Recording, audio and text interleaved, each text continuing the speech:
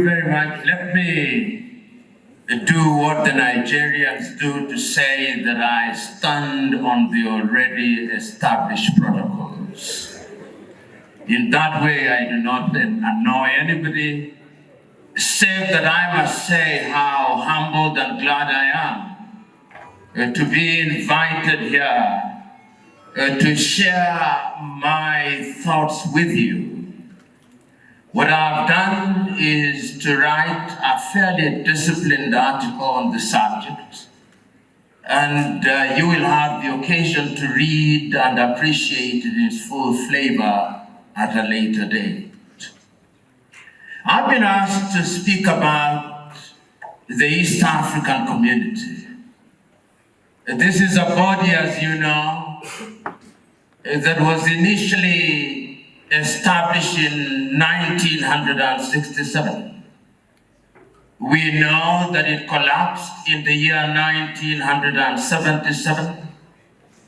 We know that it was revived in the year 2000.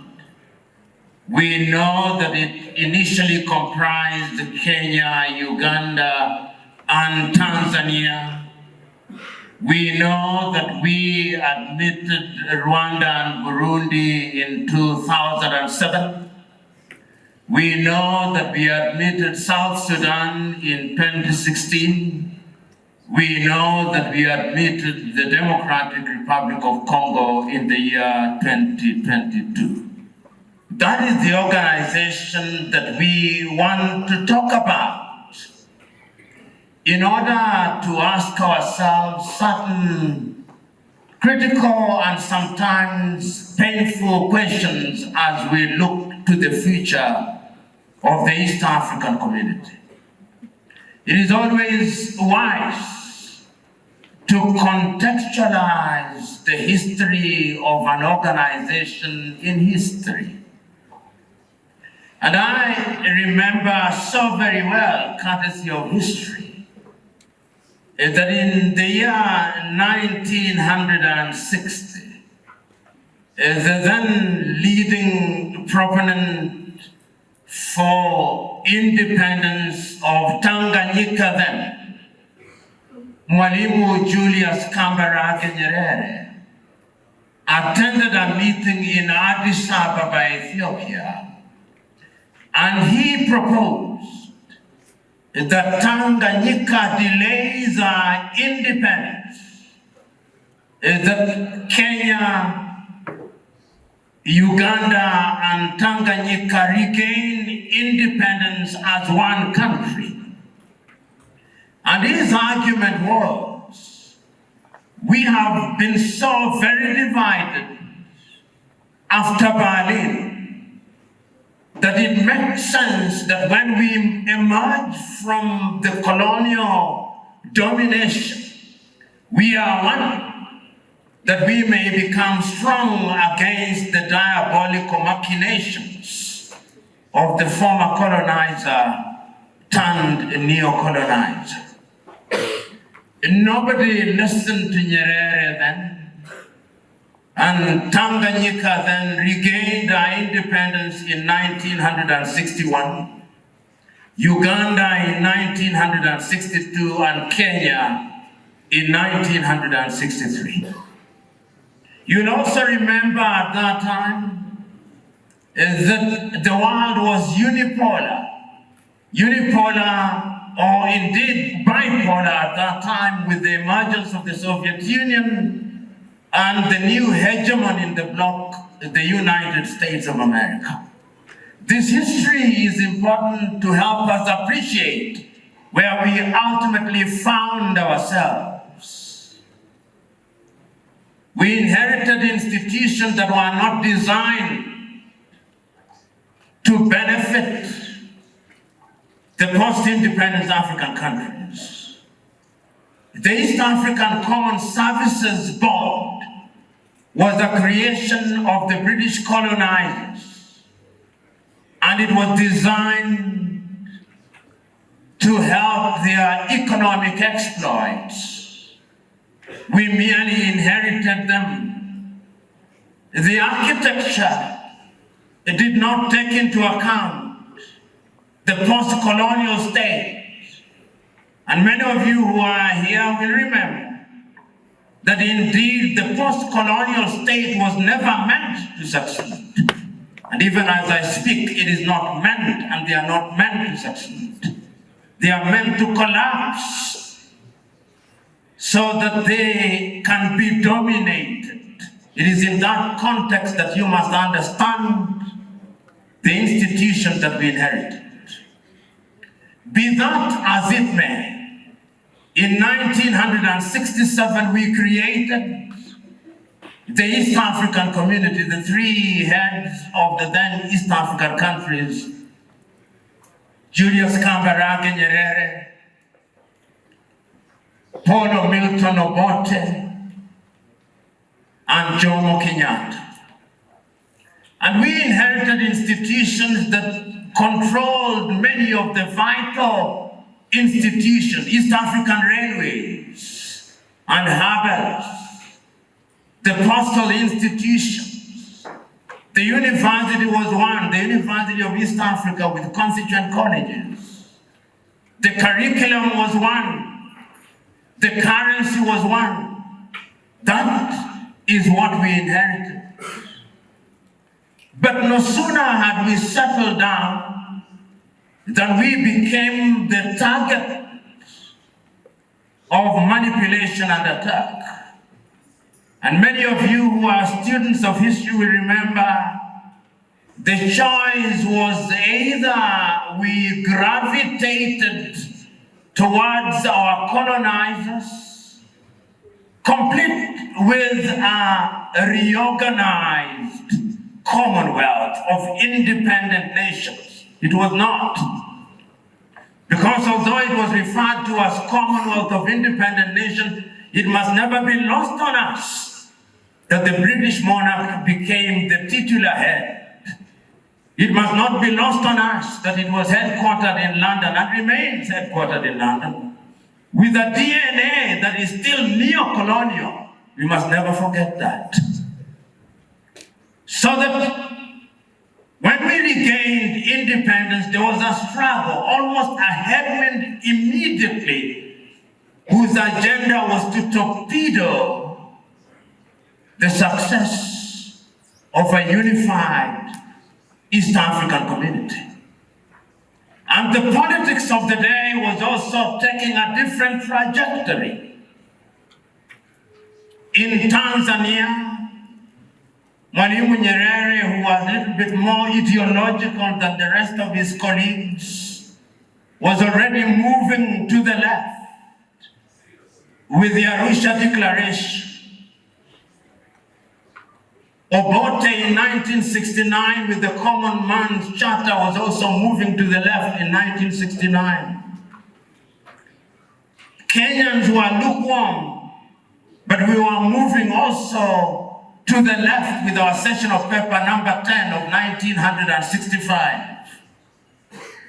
So ideologically, we appeared to be moving in the same direction, and our institutions were working. I want you to look back then. Today, when I look at the board of sponsors, I see East African or Kenya Airways, divided institutions. Then we have the East African Airways. There are some of you here who sat the East African Certificate of Education, one examination. There were some here who went to the University of Dar es Salaam. Those were the good old days. But the old days did not last long. And we started crumbling. And one of the reasons why we were crumbling is because the politics was getting a little bit more toxic. And when Idi Amin overthrows Obote in 1971, we are now on a race to the bottom. And we raced well and we arrived at the very bottom with the collapse of the East African community in 1977. Some attributed to politics, and I agree. And some also attributed to what is known as the Nairobi mentality. The Nairobi mentality was the discernible arrogance of the Kenyan government. and the manner in which it thought it was the big brother at a time when ideologically it was not clear on many issues, including the apartheid regime in South Africa.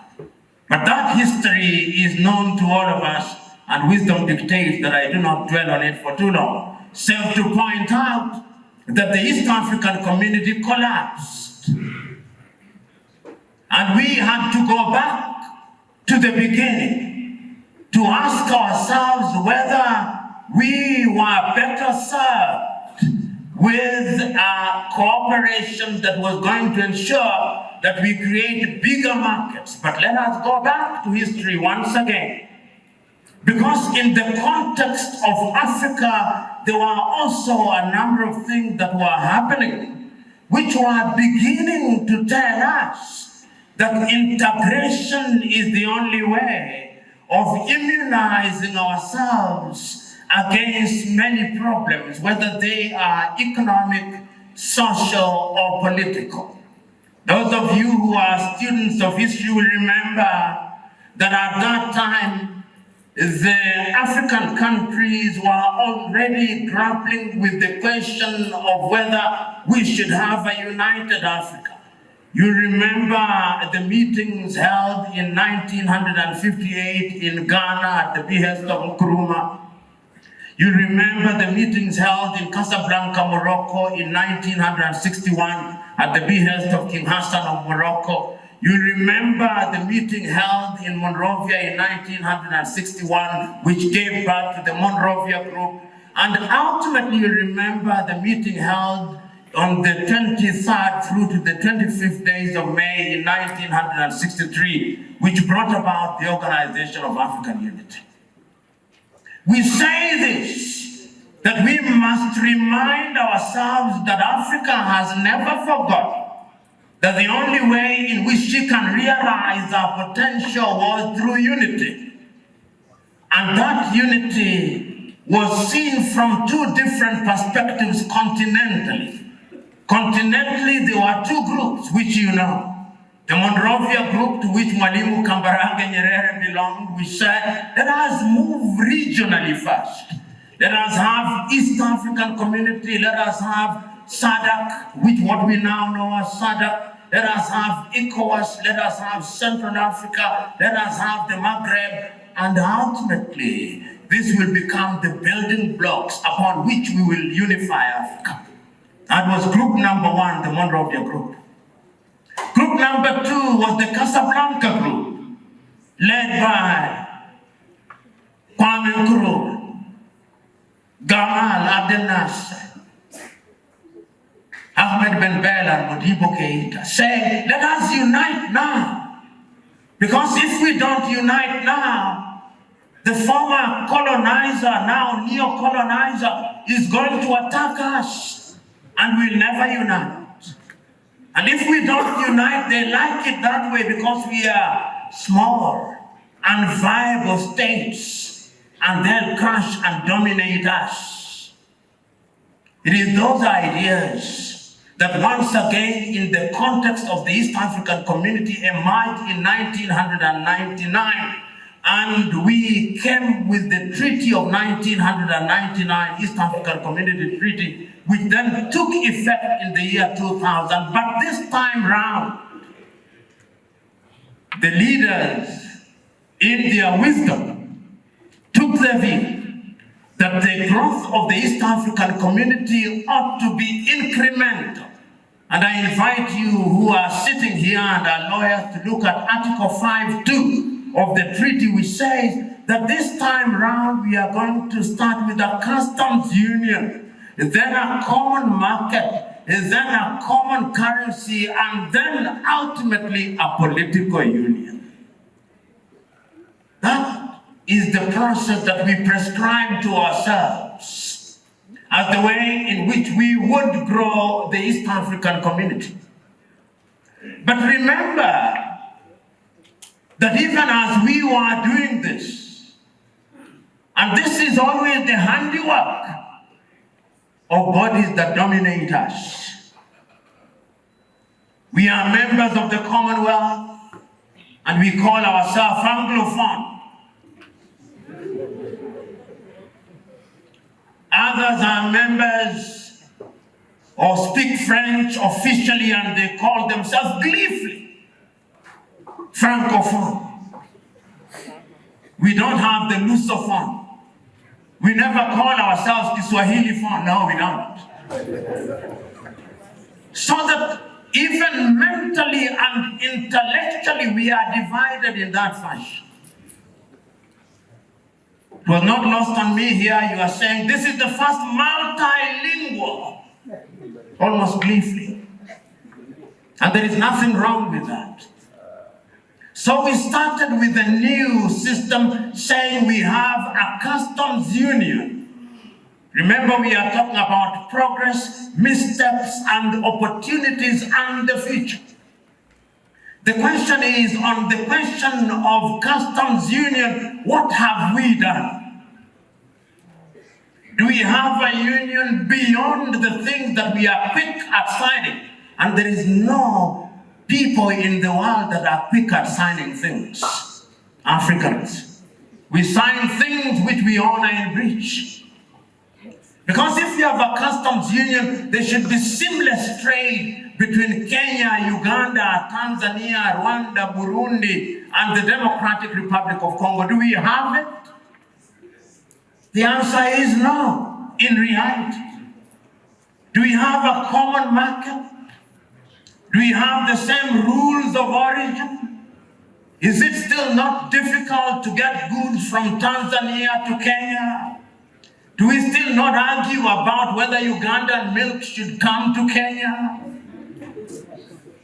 These are the things that we must ask ourselves when we assemble in the manner in which we are today. Do we have the common airspace that we said we would? No, we don't. Do we have one telephone cord in East Africa? No, we don't. So that when I'm here, I'm on 257, Uganda 255, 256, 243. This is where we find ourselves. The net effect is that we remain divided despite our promises that we would move in that direction. So that being the case, in the year 2004, the heads of state of the then East African community made a decision that they were going to fast-track political union. Their argument was, if we allow ourselves to make these baby steps, customs union, common market, and then monetary union, and ultimately a political union, we will never reach where we were. So they said, let us fast-track it, the political union. And they appointed a committee headed by the Kenyan Fisbila Amos Tuaku. And on the 26th of November, they came up with a document which said many things. These are some of the things that they said. That by the year 2005, we shall have a ministerial committee to ensure that we transition into a political union. They said in the year 2005, mark the years. In the year 2005, we shall have a new deputy secretary of the East African community. They said, they did not stop there. They went on and said, in the year 2005, we'll have a ministerial committee. They said that. Then they said in the year 2005, we'll appoint a committee to begin working on the constitution of East Africa. They said that. In the year 2005, they said that we'll free the air skies in East Africa. They said that. In the year 2007, they said we will have harmonized our primary and secondary school curriculum. They said in 2007. They said by the year 2008, we'll have a referendum on the constitution. They said that. And then they said that by the year 2010, we will have the president of East Africa. They said all that. You and me are here, none of them, none. That is how we are good at making promises to ourselves which we don't fulfill. In the intervening period, as I've already indicated, we invited Rwanda and Burundi. to fulfill all the 11 things that we promised ourselves as 3 countries. And we did not stop at inviting Rwanda and Burundi, no. We invited South Sudan, and we did not stop there. Last year, we invited the Democratic Republic of Congo, the home of Patrice Emery Lumumba. And we are not stopping there. We are inviting Somalia, I hope. By next year, we'll have Somalia. The more, the merrier, they say. That is East African community that we have. So you could see a major misstep with the process of trying to fast-track the East African community in the belief that East African community, politically unified, would become a body that would have the political environment in which it would thrive. But when you look at East African communities, some of the problems that we have is that we have no ideological clarity or clarity on what we want beyond the statements that we make. Let us look at a number of them. Right now, many African countries, including the East African community, cannot focus on their target because of our membership in multiple organizations. Tanzania today is a member of the East African community and a member of SADC. In other words, there are certain SADC things which binds her and which are not necessarily accepted within the East African community. So when Tanzania comes to the East African community, notwithstanding that she headquarters the East African community, she treats with circumspection lest she annoy SADC members. The Democratic Republic of Congo is also a member of SADC and a member of the Central African organizations.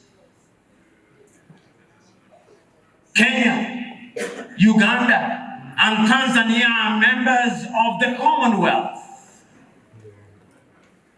Rwanda and others are members of the former French-speaking countries, and I think they now are the chief executive. What they discuss there, we do not know.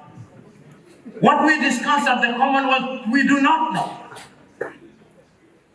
Kenya has now signed AGOA. Uganda has been excluded from AGOA.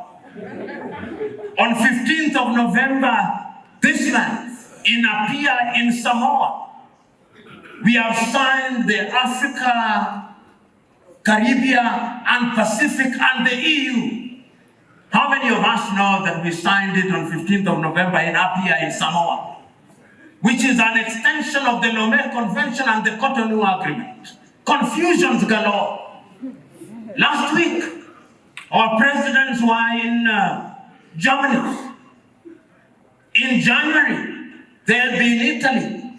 They were recently in Riyadh in Saudi Arabia. After that, they'll go to Sochi in Russia. After that, they'll go to Tokyo in Japan. After that, they'll go to Washington. After that, they'll go to Beijing in China. After that, they'll go to Istanbul in Turkey. That is the state in which we find ourselves, and all these weaken our organization as East African community and stands in the way of our unity politically, economically, and otherwise. You know, if I thought that we were close to integration, yesterday I realized, and those who traveled with me yesterday must agree with me. When we arrived at the airport in Bujumbura, we flew from Nairobi for 1 hour and 20 minutes. We spent 1 hour and 30 minutes trying to fill a form online in order to enter Burundi. You cannot talk of integration when you are doing that. I saw people from Europe spending 2 minutes, and East Africans were stuck. How can you integrate when you are hosting an East African lawyers conference and your system has not been sensitized, and the documents are completely in French, all of them. Monsieur le Président, how can we integrate when that is the situation? We cannot. These are the soft issues that we must begin to deal with. We are talking about movement of persons. I should come to Burundi with no passport except a document of identification. That is what integration is all about. If we don't do that, then all these things we are doing, these are mere jamborees without more. So we must, going forward, begin to make sure that we are moving in the direction of integration by allowing people to move. We must also move in the direction of easing communication. Today, I'm here in Bujumbura, but when I make a phone call to Nairobi, number one, currency. We have been talking about common currency, which we ought to have had in the year 2009. Kenya, shilling. Burundi, franc. Rwanda, franc. Tanzania, shilling. Uganda, shilling. South Sudan, dollar, is it pound? The Democratic Republic of Congo, amafaranga. And all these currencies are dependent on the dollar. Without the dollar, they are meaningless. If we want to integrate, that is the direction in which we should move. I'm talking about the opportunities now. Right now, our heads of states are meeting in Arusha in Tanzania. You know who the main sponsors of that conference are? The Nordic Institute. How can it be that you want integration and somebody is paying for your unity? Do you think there is free lunch? Do you think there is any good Samaritans? No. Even here, I want you to look at some of the sponsors. Open Society, Royal Wallenberg Institute, and others. Ford Foundation. You can never, ever become independent when 60 years after independence, little European organizations are still funding your being here. Little organizations. And if you ask very keenly, the Royal Wallenberg Institute has given you not more than $100,000. Not more. And your proceedings here will go to the Royal Wallenberg Institute at Lund University in Sweden. They know everything that you are doing. You cannot run an organization that way. We who are here, we are lawyers, and we are talking about East African integration. We have been in existence, I'm told, for 25 years. What have we done beyond the meetings that we attend every year? Even on a simple question like cross-border practice, we come here and we promise ourselves, then we are the very same who are here. You go to Uganda, unasema wa Kenya si wataki hapa. You go to Uganda, Kenya, and you say wa Tanzania si wataki. You go to Rwanda, you say you don't want Burundians, lawyers. We have all sinned and fallen short of the expectations of our countries, and the East African community is not going to thrive until the day that we ourselves begin to make decisions that are going to help us. So I want to hear, as we talk about the missteps and the opportunities, there is an opportunity to liberate ourselves as East African community. You know, Tanzania is about 60 million. Kenya is about 55 million. Uganda is about 50 million. Rwanda is about 12 million. South Sudan is about 12 million. The Democratic Republic of Congo, the day they decide to count properly, they are about 100 million. In other words, we are talking about a market of nearly 250 million. And if you look at intra-African trade on the rules of origin only, what are we doing in our pieces of legislation in order to have harmonized rules of origin? What are we doing in our pieces of legislation to have harmonized standardization? So that if there is milk in Burundi, that milk having been standardized in Burundi is good for all East African community. What are we doing? What are we doing to ensure that we do not have borders? Right now, the Democratic Republic of Congo, through their president, and the Democratic Republic of Congo is a member of the East African community. About 2 weeks ago, in a very poorly published statement, the president of the Democratic Republic of Congo said that they will build a wall between themselves and Rwanda, 200 kilometers. Is that the spirit of East African community when we are building walls rather than bridges? Those of you who are from the DRC, Google it now. Etienne Tshisekedi says we'll build a 200-kilometer wall between Rwanda and the Democratic Republic of Congo. And then you tell me we are integrated? We are not integrated. And this is not rocket science. They are just simple things that we must do. So, brothers and sisters of the East African community, of the East African Lawyers Association, we know where we came from. We came from a failed East African community whose dividends we knew. Those of you who are older will remember those beautiful days when you worked in Kasese and you are Kenyan.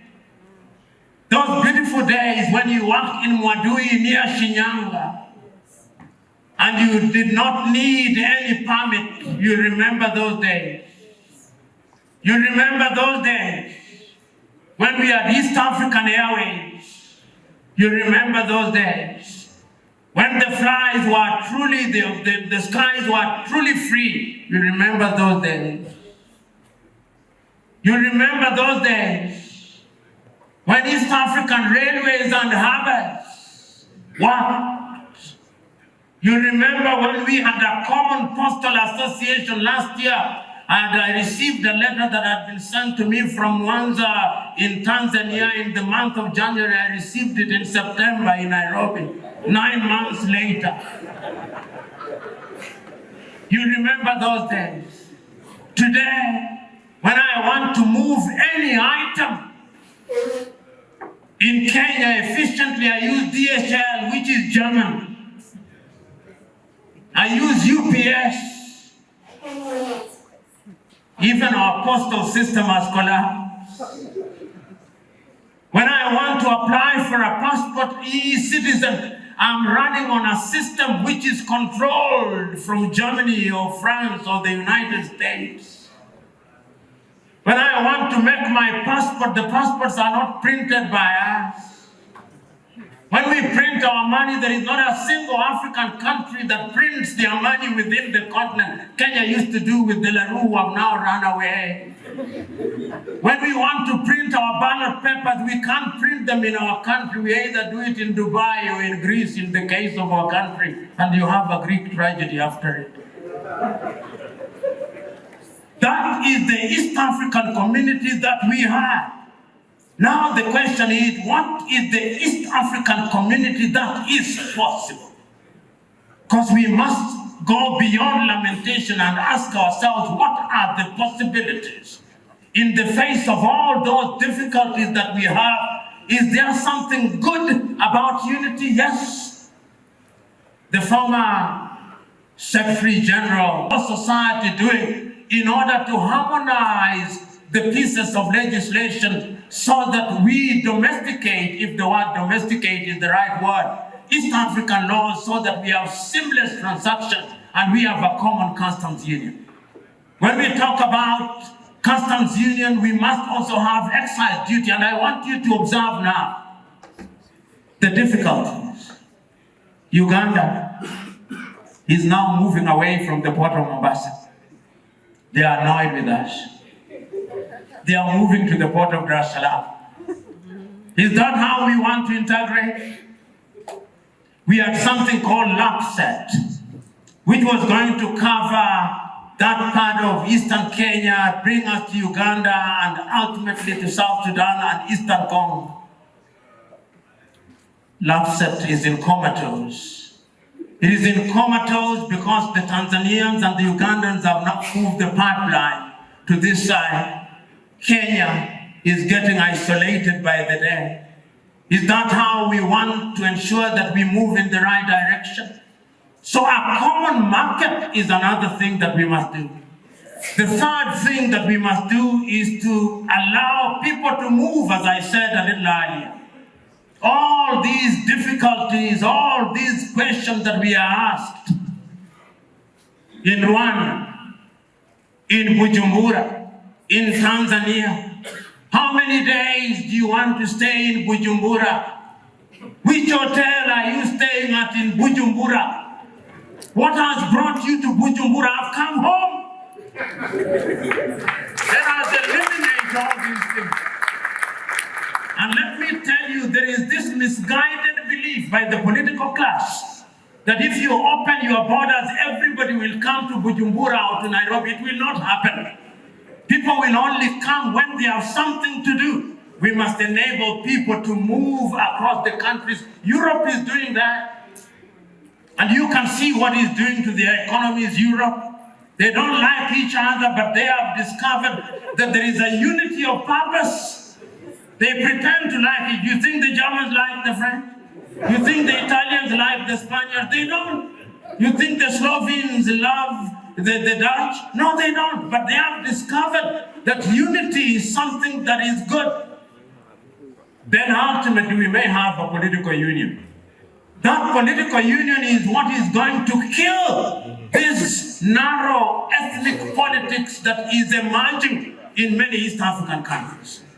So, ladies and gentlemen, well, what do I see when I look to the future? When I look to the future, I see difficult times. I see attempts to destroy East African community. And this is how it's going to happen. And I pray I'm wrong. You are going to see Britain, which is more aggressive because it has left the Union. A Britain which is going to persuade Kenya, Uganda, Tanzania, which are former colonies, we belong to the Commonwealth. We are one. Don't listen to them. They are lying. We are not one. I see European Union which is going to be more aggressive. And they will not want to work with us as East African community. They are going to work with us bilaterally. They are going to come to Burundi and sign a bilateral. I see a United States of America that is going to come with AGOA and tell Rwanda, you are the best in the region. Ignore Kenya. I see a Belgium that is going to be more aggressive in the Democratic Republic of Congo. Telling Belgium, telling Congo, we come a long way. You did not come a long way in peace. It was exploitation. Don't listen to them.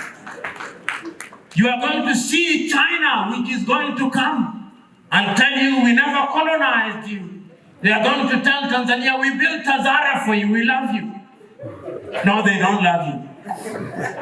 You are going to see Turkey. You are going to see Germany. And they came to Tanzania through their president. They are going to apologize for the atrocities that they came. They are going to remind you, remember, before the British took you over, we are the ones who colonized you. They are going to say so. Don't listen to them. What we must listen to is that we are stronger in East African community if we work as one. Let us negotiate AGOA as one. Let us negotiate with European Union as one. Let us negotiate with China as one. What little things the Burundians want to do, they can negotiate it within East African community. If we do that, we'll make and give meaning to these words with which I conclude. The word that was spoken by Tanzania Julius Kambarage Nyerere on the 6th day of March 1997 in Accra, Ghana, on the occasion of the 40th anniversary of Ghana's independence. This is what Mwalimu said. Unity is significant because when the world deals with Africa, the world does not care about their Congo-ness. The world does not care about their Tanzania-ness or Uganda-ness or their Kenya-ness or South Sudan-ness. The world cares about what they are doing, and they deal with Africa as if it were monolithic. They love it that way. Because in our weak and undivided states, we are easy to manipulate and to dominate. I urge all of us today, Mwalimu said, to embrace unity. Not because unity will solve all our problems. Unity will not. But it will give us a united voice. And it will enable Africa to be listened to and to be respected. And it is on the crest of unity that Africa is going to realize her diplomatic strength, her economic strength, and our political strength. I look forward to the future. Look forward to the days when that will happen. And when this society will cease to be an annual jamboree, but it will be a union where we are practicing one day in Bujumbura, another day in Kigali in Rwanda, another day in Kinshasa, another day in Juba, another day in Kampala, another day in Nairobi, Kenya. I look forward to those days. God bless.